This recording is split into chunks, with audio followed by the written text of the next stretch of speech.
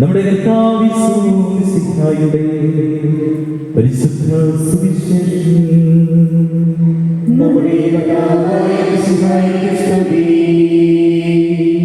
അധ്യായം 1 വാക്യങ്ങൾ 29 മുതൽ.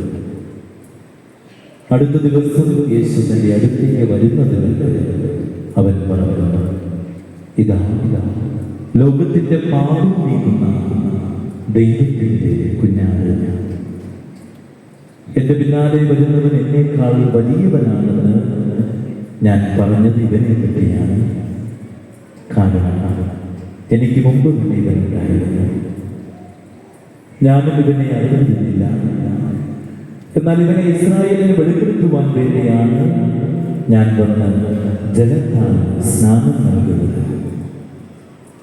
ആത്മാവ് പ്രാവിനെ പോലെ സ്വർഗത്തിൽ നിന്ന് ഇറങ്ങി വന്ന് അവന്റെ മേൽ ആവശ്യമുള്ളത് താൻ കണ്ടുവെന്ന് യോഹന്നാൻ സാക്ഷ്യപ്പെടുത്തി. ഞാൻ അവനെ അറിഞ്ഞിരുന്നില്ല, എന്നാൽ ജലം കൊണ്ട് സ്നാനം നൽകുവാൻ എന്നെ അയച്ചവനോട് പറഞ്ഞിരുന്നു. ആത്മാവ് ഇറങ്ങി വന്ന് ആരുടെ മേൽ ആവശ്യപ്പെടുന്നത് നീ കാണുന്നുവോ, അവനാണ് പരിശുദ്ധാത്മാവിന്റെ സ്നാനം നൽകുന്നത്. ഞാനത് കാണുകയും ഇവൻ ദൈവപുത്രനാണ് എന്ന് സാക്ഷ്യപ്പെടുത്തുകയും ചെയ്തിരിക്കുന്നു.